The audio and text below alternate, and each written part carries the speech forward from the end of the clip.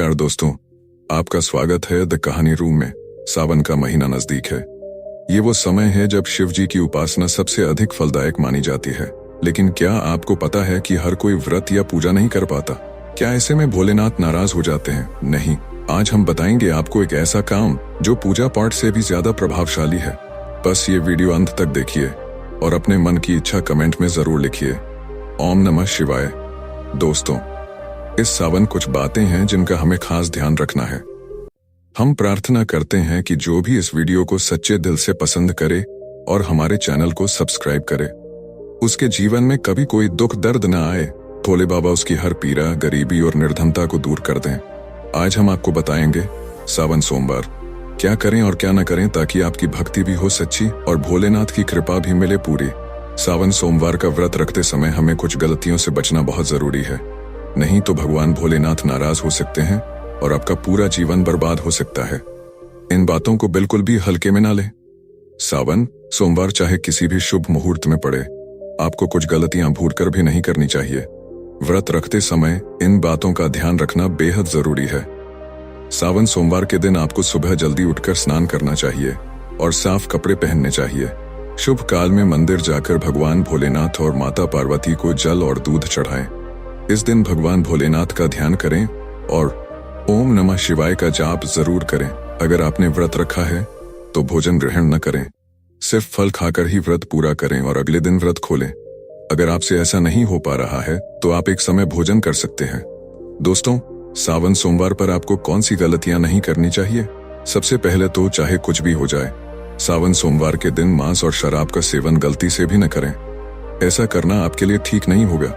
इस दिन देर तक न सोएं, क्योंकि ऐसा करने से आपका भाग्य बिगड़ सकता है और भगवान भोलेनाथ रूठ सकते हैं। खाने पीने की बात करें तो सावन सोमवार के दिन दाल, चावल या गेहूं से बने पकवान न खाएं। आप सिर्फ फल, दूध, चाय और कॉफी ले सकते हैं। अगर आप भगवान भोलेनाथ को प्रसन्न करना चाहते हैं तो इस दिन काले कपड़े भूलकर भी न पहने। जितना हो सके भगवा या लाल रंग के कपड़े पहने, क्योंकि ये बहुत शुभ और मंगलकारी माने जाते हैं। मंदिर में भी काले वस्त्र पहनकर प्रवेश न करें। इस दिन पति पत्नी को शारीरिक संबंध भूलकर भी नहीं बनाने चाहिए, नहीं तो आपको भगवान भोलेनाथ के क्रोध का सामना करना पड़ सकता है। इस दिन जितना हो सके दान पुण्य करें। अगर आप भगवान भोलेनाथ को खुश करना चाहते हैं तो इस बात को हमेशा याद रखें। दोस्तों, इस दिन यानी सावन सोमवार के पावन अवसर पर शिवलिंग पर कुछ ऐसी चीजें हैं जिन्हें भूलकर भी अर्पित नहीं करना चाहिए। यह न केवल शास्त्रों के विरुद्ध है बल्कि पाप का कारण भी बन सकता है। तो आइए जानते हैं एक एक करके वो वस्तुएं जिन्हें शिवलिंग पर चढ़ाने से बचना चाहिए। पहला, तुलसी। पौराणिक कथाओं के अनुसार तुलसी माता लक्ष्मी का स्वरूप है और ये केवल भगवान विष्णु की पूजा में इस्तेमाल होती है। इसीलिए तुलसी को शिवलिंग पर चढ़ाना वर्जित है, ऐसा करने से पाप लगता है। दूसरा, सिंदूर। भगवान शिव बैरागी हैं, यानी वे सन्यासी स्वरूप में पूजे जाते हैं। सिंदूर जो सौभाग्य का प्रतीक है, उन्हें अर्पित नहीं किया जाता। तीसरा, हल्दी। हल्दी सौभाग्य और विवाह का प्रतीक मानी जाती है, लेकिन कुछ मान्यताओं के अनुसार भोलेनाथ को हल्दी अर्पित करना अनुचित है। चौथा, केतकी के फूल। शास्त्रों के अनुसार केतकी के फूल को शिव जी ने श्राप दिया था, क्योंकि इस फूल ने भगवान ब्रह्मा के पक्ष में झूठ बोला था, इसलिए इसे शिवलिंग पर चढ़ाना वर्जित है। पांचवा, नारियल पानी। नारियल का फल चढ़ाना शुभ माना जाता है, लेकिन नारियल का पानी शिवलिंग पर चढ़ाना अशुभ माना गया है, इसे टालना चाहिए। छठा, शंख। भगवान शिव ने शंखचूड़ नामक असुर का वध किया था और शंख उसी असुर का प्रतीक माना जाता है, इसलिए शंख से शिवलिंग पर जल नहीं चढ़ाना चाहिए। सातवां, तिल। तिल भगवान विष्णु के मैल से उत्पन्न हुए थे, इसी कारण इन्हें शिवलिंग पर चढ़ाना अनुचित और अशुद्ध माना गया है। आठवां, टूटे हुए चावल। भगवान शिव को अर्पित करने के लिए साबुत चावल, अक्षत चढ़ाए जाते हैं। टूटे हुए चावल अपूर्ण और अशुद्ध माने जाते हैं, इसलिए इन्हें कभी भी शिवलिंग पर न चढ़ाएं। दोस्तों, सावन का महीना भगवान शिव को प्रसन्न करने का सबसे श्रेष्ठ समय माना जाता है, और अगर आप चाहते हैं कि आपके जीवन का भाग्य बदल जाए तो सावन सोमवार के दिन शिवलिंग पर कुछ विशेष चीजें अर्पित करनी चाहिए। तो आइए जानते हैं क्या क्या चढ़ाने से भोलेनाथ प्रसन्न होते हैं और जीवन में सौभाग्य बढ़ता है। पहला, गंगा जल। भगवान शिव के जटाओं में स्वयं मां गंगा विराजमान है, इसलिए गंगा जल से अभिषेक करना सबसे पवित्र माना जाता है। इससे मानसिक शांति, सुख और पुण्य की प्राप्ति होती है। तीन पत्तों वाला साफ सुथरा बेलपत्र शिव जी को बहुत प्रिय है। यह त्रिदेव ब्रह्मा, विष्णु और महेश का प्रतीक होता है। इसे चढ़ाने से शिवलोक की प्राप्ति और समस्त दोषों से मुक्ति मिलती है। तीसरा, धतूरे का फूल, विशेषकर सफेद रंग का। धतूरे का फूल शिव जी की तीसरी आंख को शांत रखने वाला माना गया है। सफेद धतूरा चढ़ाने से मानसिक शांति और संतुलन प्राप्त होता है। चौथा, चांदी के नाग नागिन का जोड़ा। अगर आपकी कुंडली में कालसर्प दोष, आर्थिक समस्या या ग्रहों की बाधा है तो सावन सोमवार को शिवलिंग पर चांदी के नाग नागिन का जोड़ा अर्पित करें। इससे नकारात्मक शक्तियां शांत होती हैं और भाग्य बदलने लगता है। पांचवा, धतूरा फल। धतूरा विष का प्रतीक होते हुए भी शिव जी को प्रिय है। इसे शिवलिंग पर चढ़ाने से शत्रु भय समाप्त होता है और धन से जुड़ी परेशानियां दूर होती हैं। छठा, भांग, जिसे महादेव का प्रसाद माना गया है। अगर आप इसे सावन सोमवार को दूध या जल में घोलकर शिवलिंग पर अर्पित करें तो इससे रोगों से मुक्ति और तन मन की शुद्धि होती है। सावन सोमवार के व्रत में आपको क्या खाना चाहिए? शिव पुराण के अनुसार सावन सोमवार के दिन व्रतधारी को थोड़ा सा धतूरा या भांग चखना चाहिए, भले ही थोड़ा ही सही। इससे व्रत पूरा माना जाता है और संपूर्ण फल की प्राप्ति होती है। शरीर में पानी की कमी न हो, इसके लिए अनार या संतरे के जूस का सेवन कर सकते हैं, लेकिन गन्ने का जूस न पिएं। फलाहार में आप सेब, संतरा, पपीता, केला खा सकते हैं। इस दिन नमक न खाएं, लेकिन काला नमक, सेंधा नमक का प्रयोग कर सकते हैं। अनाज, चावल, रोटी, गेहूं का प्रयोग न करें। दही खा सकते हैं। मूंगफली या मखाने को घी में फ्राई करके भी खा सकते हैं।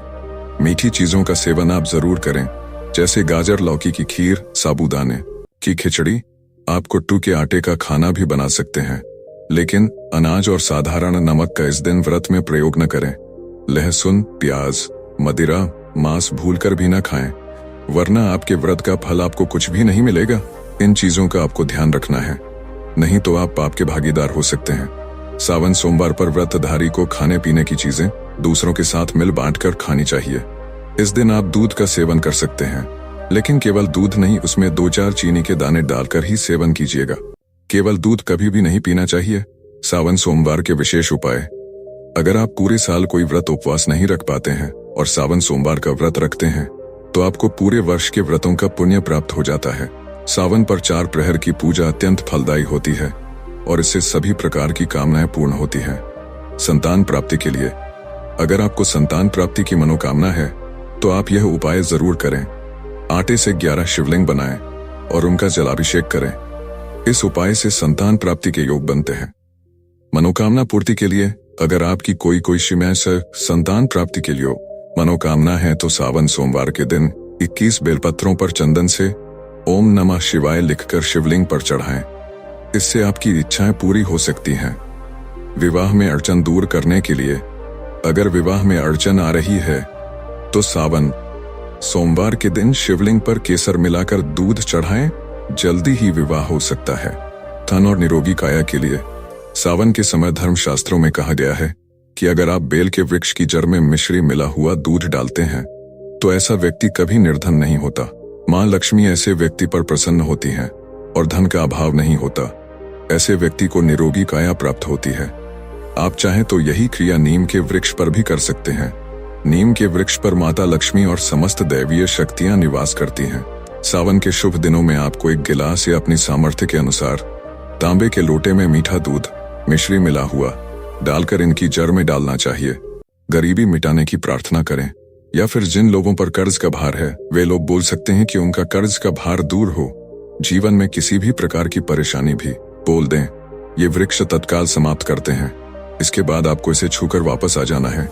सावन 2025 का शुभ मुहूर्त और महत्वपूर्ण तिथियां हिंदू पंचांग के अनुसार इस बार सावन का महीना 11 जुलाई 2025 शुक्रवार से शुरू होगा। पूर्णिमा तिथि 11 जुलाई शुक्रवार को सुबह 2:06 बजे समाप्त होगी और इसके बाद प्रतिपदा तिथि प्रारंभ हो जाएगी। प्रतिपदा तिथि 11 जुलाई शुक्रवार को सुबह 2:09 बजे से लेकर 12 जुलाई शनिवार को सुबह 2:08 बजे तक रहेगी। सनातन धर्म में उदय तिथि को मान्यता दी जाती है और उदय तिथि के अनुसार 11 जुलाई से प्रतिपदा तिथि प्रारंभ हो रही है। यही कारण है कि इस बार सावन का महीना 11 जुलाई शुक्रवार से प्रारंभ होगा। सावन महीने की पूर्णिमा तिथि 9 अगस्त 2025 शनिवार को रहेगी। हालांकि पूर्णिमा तिथि 2 दिन 8 अगस्त और 9 अगस्त रहेगी। सावन मास की पूर्णिमा के साथ ही सावन मास की समाप्ति हो जाएगी। इस महीने में पड़ने वाले सोमवार व्रत: पहला सावन सोमवार व्रत 14 जुलाई 2025, दूसरा सावन सोमवार व्रत 21 जुलाई 2025, तीसरा सावन सोमवार व्रत 28 जुलाई 2025, चौथा और अंतिम सोमवार व्रत 4 अगस्त 2025। इस बार सावन के महीने में कुल 4 सोमवार व्रत पड़ेंगे। सावन के महीने में शुक्ल पक्ष में आने वाली एकादशी, जिसे सावन पुत्रदा एकादशी कहते हैं, वह 5 अगस्त 2025 मंगलवार को पड़ेगी। तो दोस्तों, भक्ति में भाव सबसे महत्वपूर्ण है, लेकिन शास्त्रों और मर्यादाओं का पालन भी उतना ही जरूरी होता है। इन बातों को ध्यान में रखकर अगर हम सावन में पूजा करें तो भोलेनाथ की कृपा हमारे जीवन से हर अंधकार मिटा सकती है। अगर जानकारी उपयोगी लगी हो तो वीडियो को लाइक करें, कमेंट में लिखें ओम नमः शिवाय और चैनल द कहानी रूम को जरूर सब्सक्राइब करें। हर हर महादेव।